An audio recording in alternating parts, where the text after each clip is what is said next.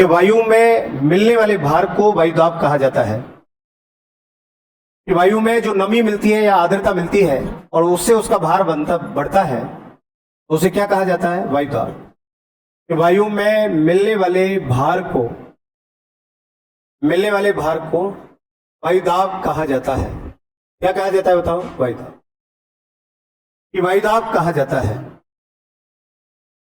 दूसरी बात यह है कि वायुदाब का जो अध्ययन है ना, वायुदाब का अध्ययन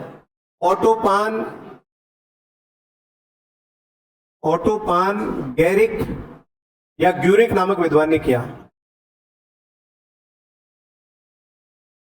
गैरिक या किसने किया बताओ? ग्यूरिक।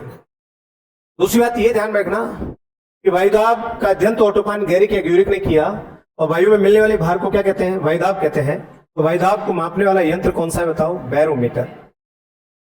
वायुदाब को मापने वाली इकाई की जब बात की जाती है तो इकाई कौन सी बताओ? मिलीबार। अच्छा, ये ध्यान रखना कि वायुदाब तापमान का व्युत्क्रम होता है। तापमान का क्या होता है? व्युत्क्रम। ठीक है, इन्वर्जन ऑफ टेम्परेचर होता है कि वायुदाब तापमान का व्युत्क्रम होता है। यदि तापमान अधिक, सुन रहे मेरी बात को, कि तापमान अधिक हो तो वायुदाब कम होता है। वायुदाब क्या होता है? कम। और यदि तापमान कम है तो वायुदाब क्या होता है? उच्च होता है। उच्च वायुदाब होता है। अच्छा, ये ध्यान रखना, ऊंचाई पर जाने पर वायुदाब घटता है।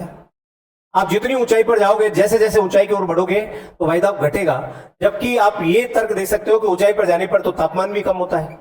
जब तापमान कम होता है तो भी वायुदाब कम क्यों होता है? क्योंकि ऊंचाई पर जाने पर वायु का घनत्व घट जाता है, वायु की मात्रा घट जाती है। ठीक है, कि जैसे जैसे वायुमंडल में ऊंचाई पर जाते जाएंगे आप 10 किलोमीटर 15 किलोमीटर, तो वायु की डेंसिटी खत्म हो जाएगी, वायु उपस्थित ही नहीं रहेगी। जब उपस्थित नहीं रहेगी तो वायुदाब क्या होगा बताओ? कम, चाहे तापमान कितना ही कम हो जाए। ठीक है, और ये ध्यान रखना, सबसे ज्यादा वायुदाब सागरीय सतह पर होता है। हमेशा सबसे अधिक वायुदाब कहां मिलता है बताओ? सागरीय सतह पर।